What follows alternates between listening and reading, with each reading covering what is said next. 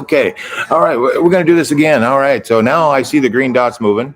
I see green dots moving. I think that means that I'm live now on a second chance deal. It's, you know, this is funny because I'm on my second chance family. So, all right. So let me send, I'm not sure. Can I share this from here? Yep, I sure can. And so I can share it, copy. I'm doing this live, guys, and I gotta go grab my VA who helps. Command V, and then hopefully he will jump in with me, and he's going to help me with the comments and etc. So hopefully we see him jump on soon, and I will get this thing started. And yeah, so tell me first, hopefully when we get the first guys on here again, because I had to end the other one that I scheduled because I screwed that all up like I did, 20 years ago with my first marriage. And yeah, that's the topic of what we're going to talk about today. Oh, geez. Yeah. Yeah, there's people around. It's okay. It's my McOffice. They're used to me by now being crazy here. I haven't done really a live like this. So this is going to be kind of crazy. And so here I see somebody. Oh, we picked up a hitchhiker. We've got some. Yep, a hitchhiker. Come on in. Jump in the cab.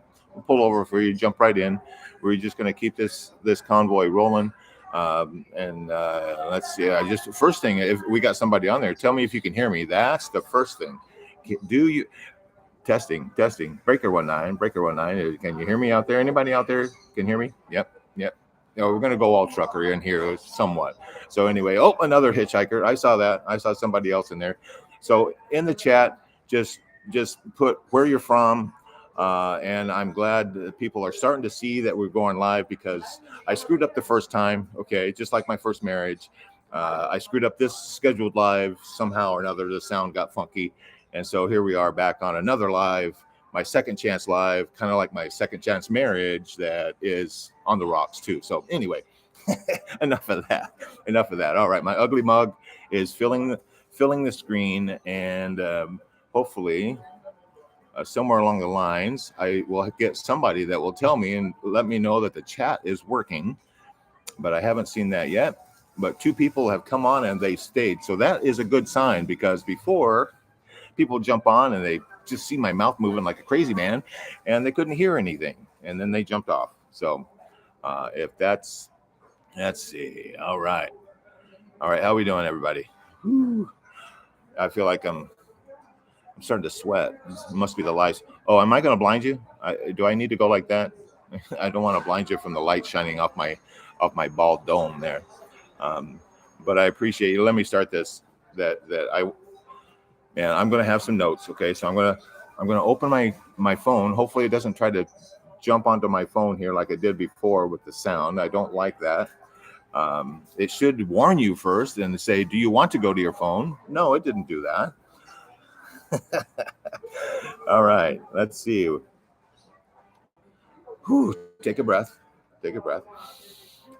Okay, I'm good now. I'm good. All right. I've got some notes. I would be lost without my notes, because if I just jump on here and start telling stories, I could tell 1,000 stories and we would be all over the road. Okay. I mean, all over the road. Okay. So, but now let's get started. This is me. I was homeless in Houston about 6 months. The true homeless. I mean, no car, cardboard sign, long beard. I've got pictures of that. I don't want to bring those back up. But yeah, I have a picture of me, not with the cardboard sign, but with this big old bushy beard. So yeah, you guys call me the leader of a convoy. Okay. And I don't feel it sometimes. I just don't feel like I'm a leader of a 4,700 brother convoy. And there's something that's special that happened just yesterday. This arrived. If you can see that, yeah, it's a Stetson. This arrived yesterday, and until that time, I was feeling the weight of what I needed to do today. And this right here, my Stetson, as I put this on, this is helping me, and I'm going to tell you how it's helping me. because my grandfather, when I, as a boy, would go to his ranch. He's a cowboy through and through, horse whisperer, original horse whisperer. Okay, I got stories, yin yang up there. But this hat is a symbol of my grandfather, and hopefully I can get through this without crying, because he's my hero. Okay, you can see, hey, the corner office, you're seeing through the window there, people walking by. This is live. I'm doing this messy. I don't have a studio, okay, guys? But I feel the weight without this hat, without this on. I feel the weight of being the leader of this convoy. But when I put this hat on, and all of a sudden, somehow or another, it's like my grandfather is now with me, and he's saying, he's there with a hand on my shoulder, guiding me. Okay, that's the symbol that I'm putting on. And today,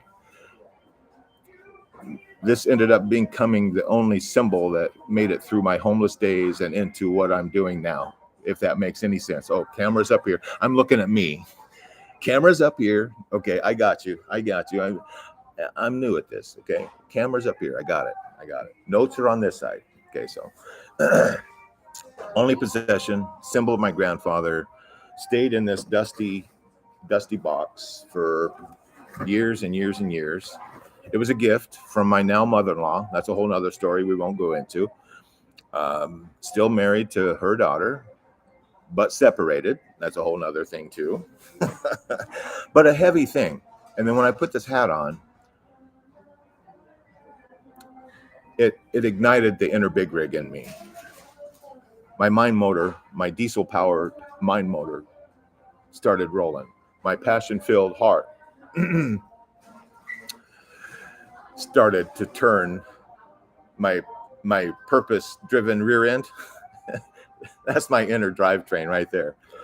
And so that's what began to happen with this hat being on. And so when I was homeless in Houston, I-10, little side road, look, cardboard sign, I adapted. I learned how to be homeless. I mean, I wasn't pulling in six figures as a homeless guy in Houston. That wasn't me. I didn't game the system or anything, but I had enough. I figured out where to find the food, and there was some homeless shelters where I could go take a shower, those kinds of things. And let me take this back off for now, because now I'm talking about being homeless, and that hat wasn't with me when I was homeless in Houston. Okay, I want you to get that clear. I was, that homeless time was a tough road that I don't want anyone else to have to go through. And so here I am sharing my stuff, my shift. And so then this hat arrived yesterday. And that symbol of my grandfather, that Stetson, it's not my grandfather's Stetson, don't get me wrong, it's mine, a gift. And when I put it on, it forced me yesterday to kind of, as I looked in the mirror with the Stetson on it, I looked at myself, and I guess I could put it back on and look at myself in the camera. It forced me to look to see the kind of dad that I could build for myself, the kind of dad that my grandfather would be proud of as he has his hand on my shoulder. I made a truckload of mistakes, guys. I made a truckload of them. And I carried those mistakes, those heavy mistakes, this grief, the sorrow, all that crap.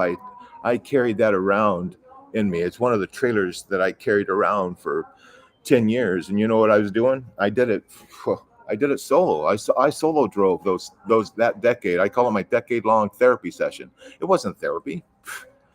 It was me driving by myself through all of this. And so that brings me to the next thing. Look, divorce. Divorce. Oh, geez. It's not something that happens all at once. Divorce, it chips at you. Pretty soon, you lose her. Chip, gone. She's gone. You lose another chip. You lose the kids. And I don't know if maybe the sound is not good enough because I'm not talking up. And I know there's background noise around, and I apologize for that. But pretty soon another chip. Another chip is, I lost her, I lost the kids, I lost the house. And pretty soon, as you can guess, I lost me. And you just wake up one day and that's what happened. And I ended up in a city of millions of people, and yet I felt I'm in the most alone I've ever done with millions of people around me. You know, the hardest part was watching when there's carload of family come through. There seemed like a happy family. Ooh, those hurt. Those hurt like big time. I'm shaking. I'm shaking. And I appreciate your patience. What's even worse is some dad would come by holding his daughter's hand. That was me.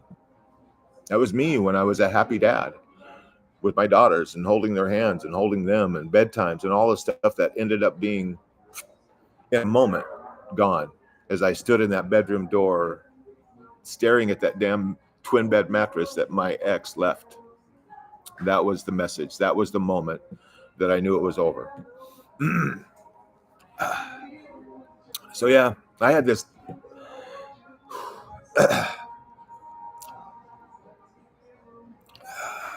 that stuff, it kind of breaks you, doesn't it? It broke me. And I know it's breaking other dads out there right now. And I guess that's my whole thing of jumping on here and doing something that's uncomfortable for me. I think these next go rounds, and Dan had a great idea, my VA, to get me a headset, a trucker's headset. Oh, geez, I got one of those tucked away somewhere. But me to find it, yeah, it's a mess. So there I was in Houston, homeless, without kids, without my wife, without all those things stripped away from me, identity gone in a moment. But I had a gift come later, the Stetson. And this, you know, the last thing that was left from my life. Now I can put it on and I can feel empowered. That's a good word, empowered, because power comes from our mind motor that I talked about just recently. That power drives the whole thing. Our minds are powerful, more powerful. Hell, what do we use?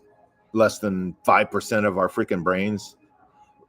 Look at all the potential power that we have right here in our minds, and it stays there dormant.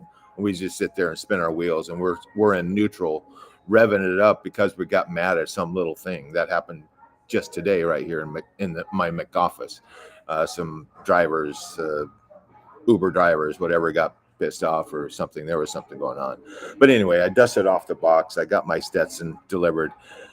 And this reminds me of the man who wore a Stetson every day, my grandfather. And he had a quiet strength about him. And I'm kind of a quiet guy, so I understand that. So I took this hat out, holding it. You know, it became more than a hat, a lot more than I ever realized. And at first I felt the weight of what I had done wrong, that load of mistakes that I was carrying around with me. At first I felt this is all in the last day, guys. The kid's gone, the man that was their dad gone. You know, I almost put the damn thing back. Almost put the damn thing back in the hat box and sent it, got it back out of here, you know. But then with the hat on, I see myself in the camera right now, and I realize I have a question to answer right here. Is this right here, the man with the hat, with the Stetson on his head, is this who I am? Is this who I am? Am I becoming the dad that my kids need to be because my grandfather's symbol is now on my head, reminding me of who I am? Yeah, I keep looking down and seeing it's distracting. I need to I need to hide that. It's distracting to see me. It's a different look. I haven't looked like this in a long time, guys. So hell, looking at me right now in the recording is tough enough, but it's a spark.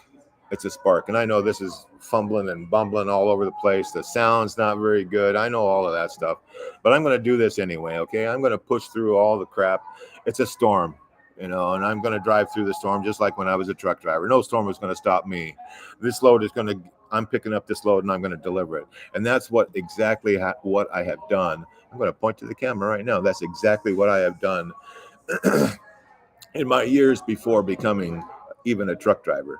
I was carrying a heavy damn load, and I did it solo, and I was going to do it solo no matter what until, until I started to break out of my shell, and I started wanting to help others.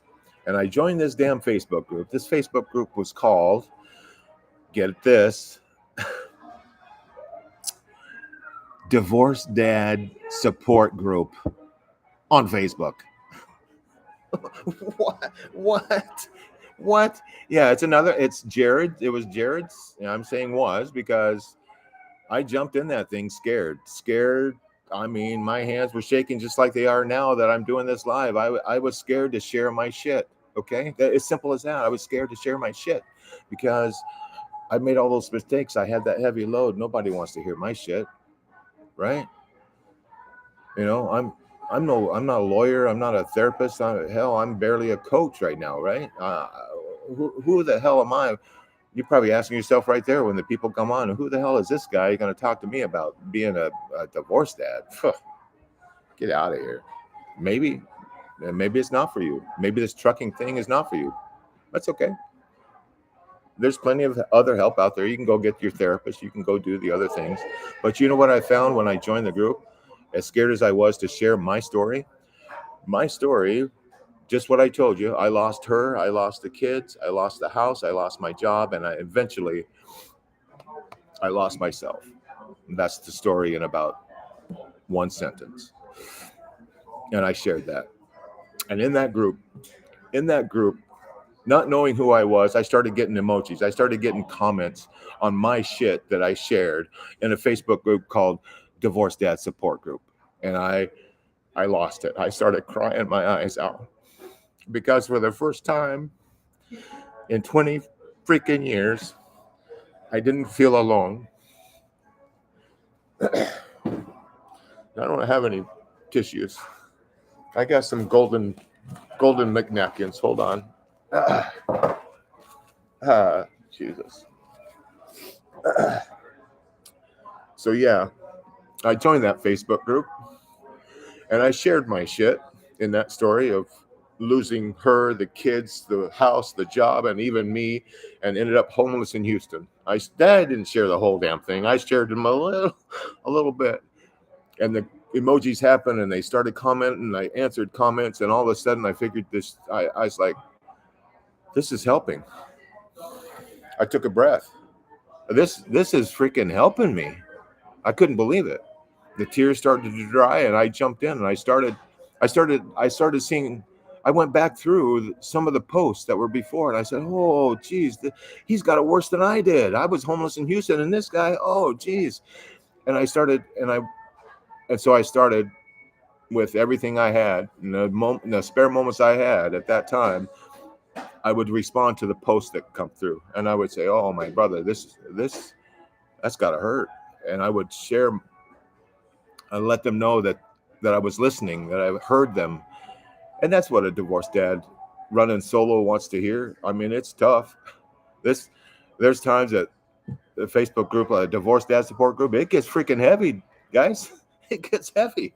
I mean, we get posts sometimes that people are like, man, this shit is heavy. We need some kind of wins in here. We need to hear the success stories to know that there's an end to the road. Oh, geez, I skipped ahead.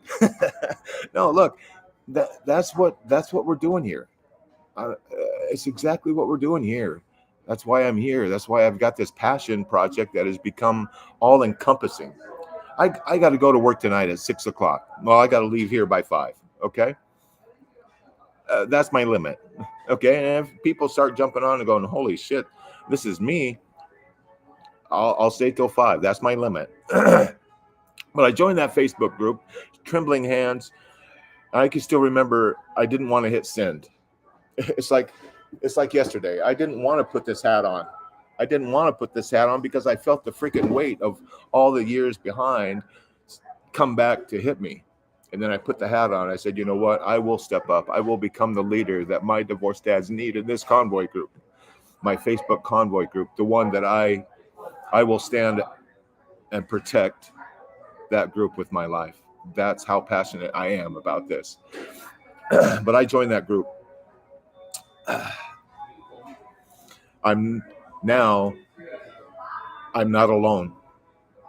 And now I just come to the message that woke me up 10 days ago, whatever it was. I kept getting this call. Okay, you ever get the call from like, that it's some, spam guy or somebody wanted to sell you something, or you've been online and this whole system is rigged to get people to call you about stupid stuff, right?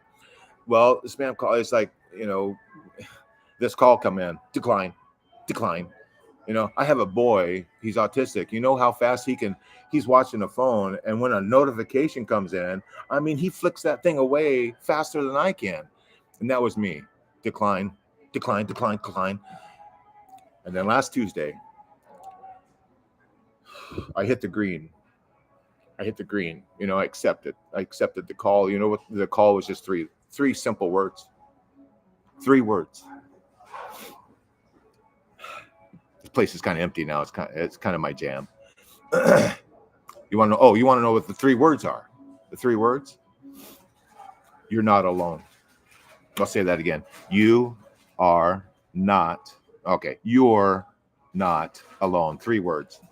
4 if you say the contraction makes it into 4. You are not alone. Let me say that again. You right there. You. Yeah, I'm talking to you right there on the other side of the camera. You're not alone. That's the message. And so if you go back through and look at our little stats and things about views and stuff, we did some crazy mistakes with this channel. It's okay. Hell, we built all the exits first. Dan's probably still watching. He's like, yeah, we made those. I can see Dan right now. Oh yeah, we did that, boy. We did all these podcasts. We did all these solo podcasts. We've got subject matter out there up to yin yang. You know how many views we got on those things? No, Dan probably knows. Yeah, crickets. Maybe 1 here, 1 there. 0 on this one, 0 on that one. But now I've got the call, and now what we're building now is called CBS. Oh, not the news station, no, but it's going to be like the news station, because you know what this CBS stands for. Oh, okay, yeah, we don't want this to get out, do we? Convoy Broadcasting System, our new CBS. This right here, what you're on right now, it's kind of the pilot. We'll call this the pilot episode. Where I'm talking about, this is Hatless. This is Hatless Chronicles. Okay. Part of the CBS station. This is a channel that you can, within the Divorced Dad Support Group. And you can say, oh, Hatless Chronicles every Saturday at 3 p.m. live. Yeah, I had my problems and I didn't use the scheduled link. I'm sorry. It failed just like my first marriage. And now we're in the second go around, our second chance right now live without, I still got a little bit of a script. I left that behind. Now I'm just talking to you heart to heart, and not a script. It's notes. I'm sorry. Sometimes I do use a script. I have to, because I will wander all over like I'm starting to do. Okay, back to this. Oh man, that's everybody. I want to introduce you to my VA. Yeah, it says Divorced Dad Support Group, but I didn't type that message. Okay, I didn't type that. Man, I love that guy. We'll introduce him in another time. But thank you, Dan, for jumping on. Thank you for helping this movement. Ooh. All right. Okay, hat back on. Okay. So here's the thing. When the hat goes on, I'm about to tell a story. And yes, I put the hat on for this reason. I've got a story, and it's a kind of a central story. And I'll do it short. I won't do it like my grandfather did, but it was a campfire story that my grandfather would tell as us grandkids gathered around the campfire. Okay, can you imagine? This is 70s. Okay, this is early 70s. What was I? 1970. I was 6 years old. Yeah, I'm trying to do the math. Don't ever try to do math live. It doesn't work. So anyway, As kids are sitting around the campfire, my grandfather, a master storyteller, and he tells this story of an eagle who lived like a chicken. Oh man, that was my favorite story. And every time he would ask, "Hey, what story do you want?" and I'd be jumping up, "The eagle story, the eagle story." You know, I would just be getting all the eagle story, and he would start, and I, yes, the eagle story. And okay, cool, maybe, okay, settle down. So the eagle story. A naturalist walking through the woods, come to a farmyard, and as he's walking, he sees an eagle. Oh my gosh, an eagle grubbing and pecking with the freaking chickens in the barnyard. He goes and tells the farmer. He bangs on the door. Farmer and the wife comes out. What's going on? You got an eagle over there. And the farmer's like, nah, that's not an eagle. That's a chicken. He's raised to be a chicken. He's a chicken, 100%. And Ash was like, what? I'm telling this my way now. So they all go out there talking back and forth about this eagle, and Ash was just arguing with them. No, it's an eagle. And they're like, no, chicken. Back and forth. They get over there, and the naturalist reaches down, picks up this eagle. And he says, Eagle, you are an eagle. Spread forth those mighty wings and fly. And the eagle's like, looks around nervous and jumps right back down to be with his buddies. And the farmer's like, see, I told you, 100% chicken. That eagle, he'll never fly. And the naturalist's like, I don't know. Can I have another try? And the farmer's like, okay. So the naturalist now takes this great, can you imagine the eagle? I don't know what are they? They're big. They're bigger than chickens. So this naturalist takes the eagle up to the top of the barn. And my grandfather would point, because on his little ranch, he had a barn and it had a loft.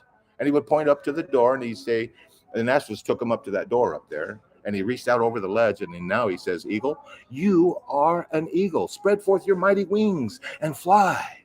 And the eagle now is like, oh boy. But then he's got the eagle eye, right? He spots his buddies, the chickens, uses those wings not to fly, but to just swoop down to be whacked with his buddies, the chickens. Now the farmer's like, I told you. He's a freaking chicken through and through. The naturalist, he stops for a minute. He says, well, I can I have one more shot? One more. And then and the farmer, and there's both his wives like, yeah, it's not going to matter. No matter what you do. That eagle is always going to be a chicken. He's not an eagle. And the naturalist, he's like, all right, can we go on a little trip tomorrow morning? The farmer's wife look at each other. Yeah, okay. So they do. Next morning, early, before sun even comes up, they go to the base of this great mountain. And I mean a big mountain. The sun just coming up. Can you imagine? Ooh, the sunlight just starting to appear and lighting up across the crevices up this mountain. Oh man, that's my kind of jam right there. Natural, out in the nature, trees, mountains. I'm from the Pacific Northwest. That's me. Okay. So now they're all gathered here, and now the naturalist takes this eagle, lifts him up again, and he says, Eagle, you are an eagle. Spread forth your mighty wings and fly. Now the eagle, he is like really shaken, like kind of like me when I started this live. Kind of like me when I started trying to share my hand's still shaking. If I leave that going, when I tried to share my story in that Facebook group, that little one, over a year ago, and the eagle's nervous and he's looking around. You know what he's doing? You know what he's doing right there? He's looking for his freaking buddies, the chickens. But the naturalist took him away. He can't see. He's not finding his buddies. And now the naturalist turns this eagle. And now the eagle is forced to look at the sunlight that's coming up. Can you imagine? And, eagles have this special eye thing. They have an extra lid in their eye to help them see through the sunlight. They can see perfectly. And they get that, and that I can imagine that happening, right? You imagine that happening, and then one more time with the eagle now facing the sun, the naturalist still holding the eagle up in the air. He says, Eagle, you are an eagle. Spread forth your mighty wings and fly. The eagle shuddered and in one smooth motion launched itself. And that eagle soared. Okay, that's the hat on. I told the story. When the hat comes off, here's the teaching. And my grandfather, he'd come over to me and he'd say, Mikey, okay, go ahead, start putting Mikey in there, the Mikey jokes. I've heard them all. Okay. Mikey, and he would start doing this. He'd tap me on the forehead. He'd say, today, Mikey, you acted like a chicken. And I'd be like, yeah, I played in the goat pen when I wasn't supposed to. How do you know that? And then he'd move his hand and he'd put his hand over, his hand covered my whole chest back when I was 6. Okay. And he says, but Mikey, you, on the inside of you, there's a heart. And that heart, it's built like an eagle. All I want you to do, Mikey, is spread forth your wings and fly.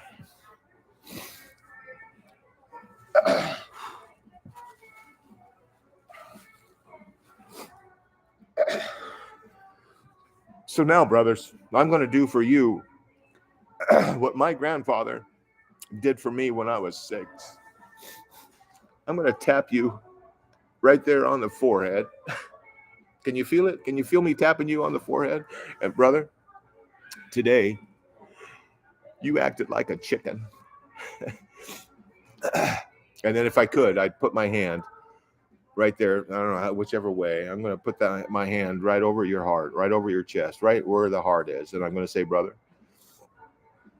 your heart, it's not a human heart right now. It's a heart built like an eagle. Brother, it's time for you to spread forth your mighty wings and fly. So now you're probably thinking, and I'm thinking this myself right now. I had that as a foundation for me at 6, 7, 8, 9, 10, 11 years old until my grandfather passed. And that was the saddest freaking day of my life. Well, until my musical mama passed a few years later, and then that became the saddest day. But I had that as a foundation, and yet I still did the stupid stuff that I did as a man, as a father, as a parent. What? Here's the thing that I've learned. Our human minds, they're programmed to forget. Unless we have some kind of emotional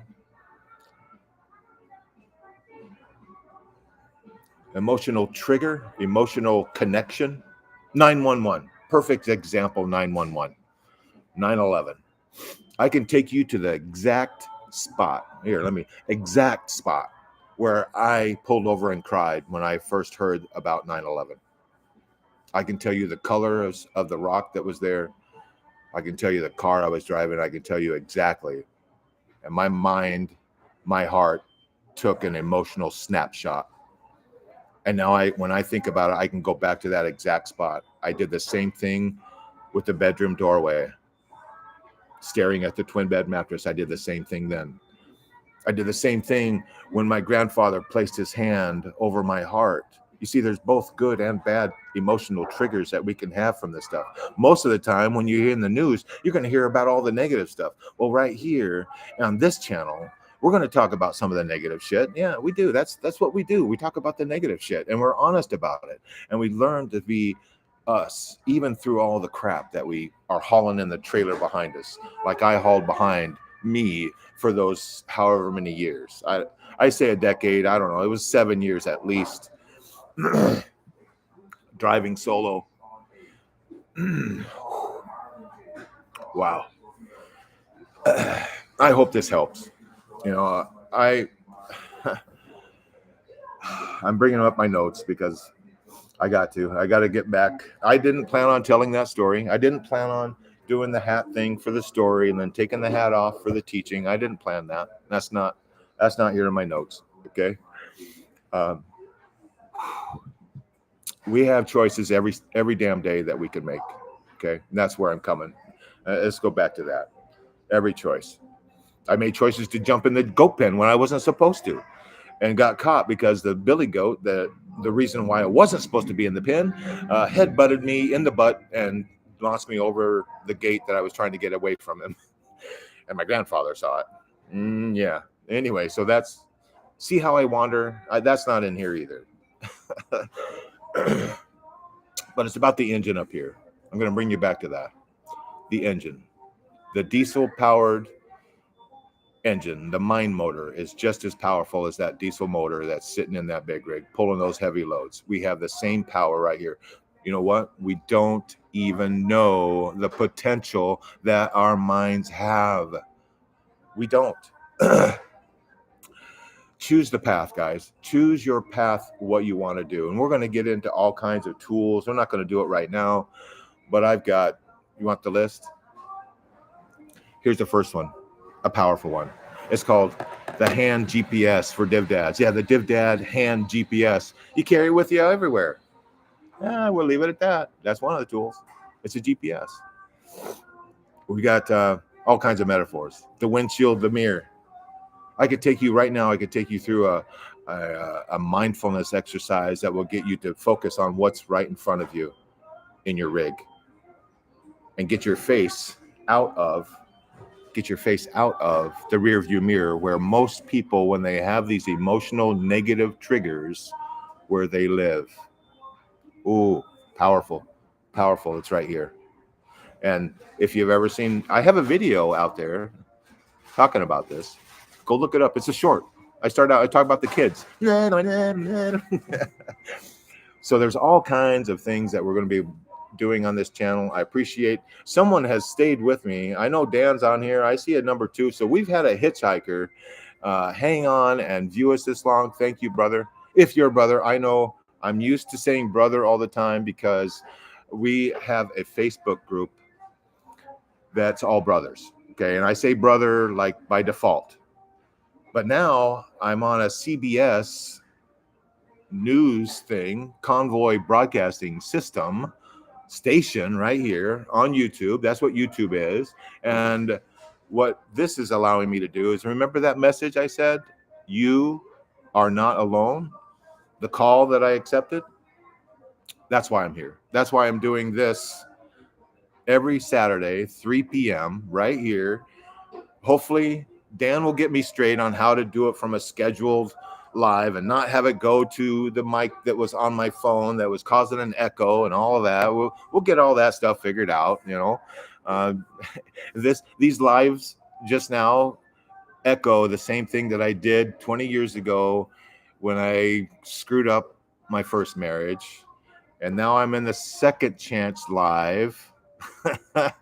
And my second chance marriage is on the rocks and we're separated. Oh, geez. You're beginning to wonder why the hell you're even going to listen to this guy, right? I'm not a lawyer. I forgot to say that part. I'm not a lawyer. This is not legal advice. I'm going to put it at the end. I'm not a therapist. You know, I don't have any kind of therapy for you. I am a coach. I'm a certified coach. Okay. I have my plans. But why the hell would you, I'm thinking this, why the hell would you listen to me? Why? The ugly mug, the broken teeth, ugly, you know, bald head. Why the hell would anybody hatless, homeless in Houston? What? Who is this guy trying to tell me what to do? See, that's the thing. I'm not going to tell you ever what to do. You know what I'm going to do? I'm in the trenches with you. I'm in the ditches. I've been ditched. Oh man, I haven't used that word ever. I've been ditched. Yeah, I was. My first marriage, I was ditched. Ended up standing there, I don't know how long, staring at a twin bed mattress. That was my ditch moment by my ex. That was my high school sweetheart. Married for 24 years. 26 plus years being together. All of a sudden, one day, gone with the kids. Didn't know where they went. Why would you listen to a guy like that screwed up his life so bad that happened to him?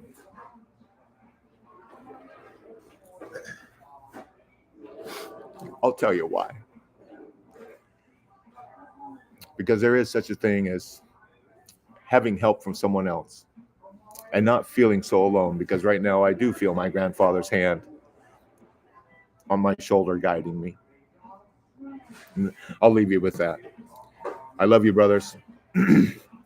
I know I put the hat on. You're probably expecting another story, and I probably could tell stories. I could be here till 10 o'clock tonight telling stories, but I'm not going to do that. I don't want to put you through that painful process. We hit the 40-minute mark, and that's long enough for a live.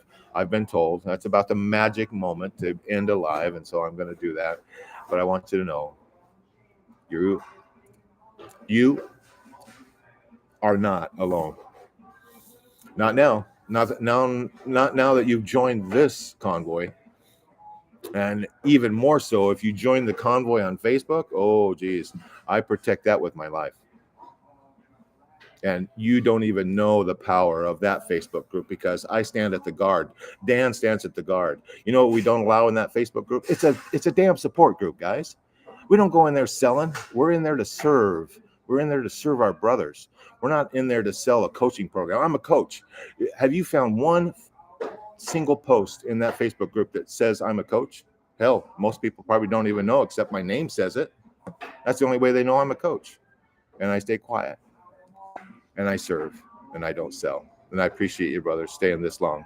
I've overstayed my welcome. As my grandfather would say, it's time to go. Love you all. Catch you next week. Same time, same station. And Dan is doing his job right there. He threw down that's our convoy right there on Facebook. If you want to feel protected, if you want to feel that you're not alone, that is the place to be. Please join us. Join us so that you don't feel so alone. You all have a great rest of your day, a rest of your week.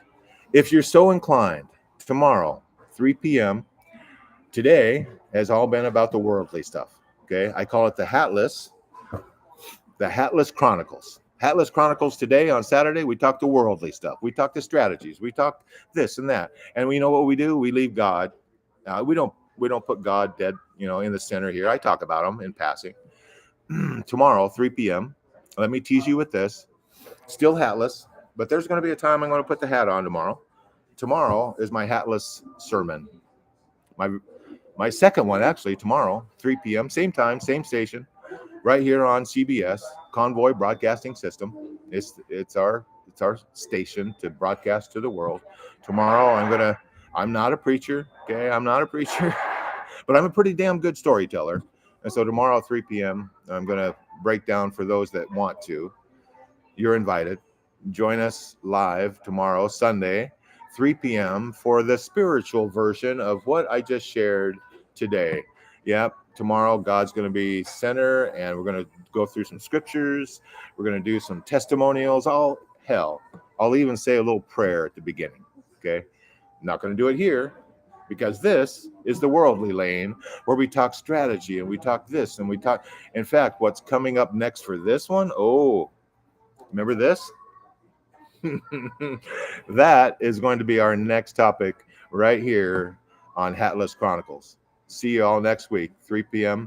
live on Saturday. Now, look, it says end stream. Okay. I'm getting it, Dan. Y'all have a great rest of your day. Love you all. See you next week, Saturday, 3 p.m. Love you, brothers. Stop immediately. Yes, please.